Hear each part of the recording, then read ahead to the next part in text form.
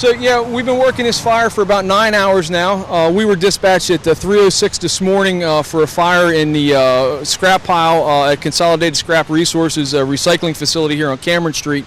We narrowed down. I just watched video about 15 minutes ago prior to meeting with you, and we have determined that there was a lightning strike at 1:35 this morning, and they have cameras watching. We saw 2 significant lightning strikes. And from there we had a call. The first call that we had where any smoke was visible was this morning from a passerby at 3:03 this morning. So the fire probably smoldered in there for a while until anybody actually saw it. At 3:03 is when the Fire Bureau was dispatched, and we arrived on scene about 3:06. And obviously we've been here ever since. Any insight? Or, I mean, because it seems like constantly we're seeing flames. Understand that this is a pile of tangled steel and cars and all kinds of things. There's bicycles and water heaters and things like that. So as they're pulling things, grappling things out with the crane, it's putting more and training more air into the pile, which is giving it air to the oxygen it needs to burn, and that's why we're seeing it flare up. And quite frankly, it's a good thing that we're seeing that. Then we know we're getting into the heart of where the fire's burrowed into. Any threats of businesses, homes? No, we're just advising the general public, the elderly, the young, to stay inside, not be in the plume of smoke, and keep your windows closed. And as far as the health effects, I believe we're going to be fine.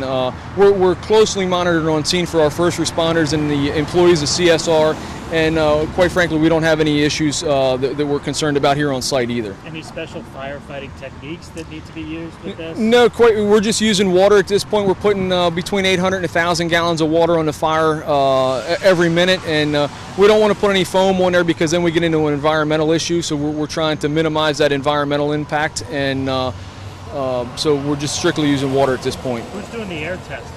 We have DEP is doing air monitoring, as well as the Dauphin County Hazardous Materials Response Team. Have they found anything in there? Or we have some very low levels, less than 1 part per million of hydrogen cyanide, which is normal with vehicle fires, and that's our main concern. The permissible exposure limit, we're nowhere near that with the hydrogen cyanide, so we're happy with that. We still have our folks on air just as a precaution so that they're not getting getting exposed, long-term exposure. Speaking to the control of the fire, I mean, how good a control do you feel you have now? Right now, I feel confident that the fire's not going to spread to any of the other piles. We felt confident about that all morning once we started moving the pile. Just now a matter of getting down into the heart of that. We can only work as fast as the shredder's working to take care of the material and shred it up. So it's going to be a several-hour operation, but we feel that we have basic containment of the fire. We don't have total extinguishment yet.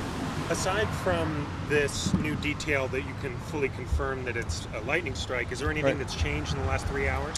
No, we're still working, as I said, working closely with CSR. Their employees are fabulous to work with. We have them in there running the cranes and shredding the material. We're putting the hot spots out as we get to them. Obviously, the entire pile has fire to it, so we've just been doing the same thing for the last 9 hours, and probably continue for another 4 or 5 hours until we're able to totally mop it up. What was the initial response from the department? The initial response, we sent, I believe it was the Uptown truck and wagon and the battalion chief. And we don't like to commit a lot of resources into the yard, because once we lay hose, it then hampers their ability to move their equipment around. And moving that equipment around this morning was key to being able to dig into that pile and actually start to get control of the situation. I'm told that often fires occur here in the scrap yard. Anything of this magnitude, or is this the first time? It's been many years since we've had a fire this magnitude at the yard.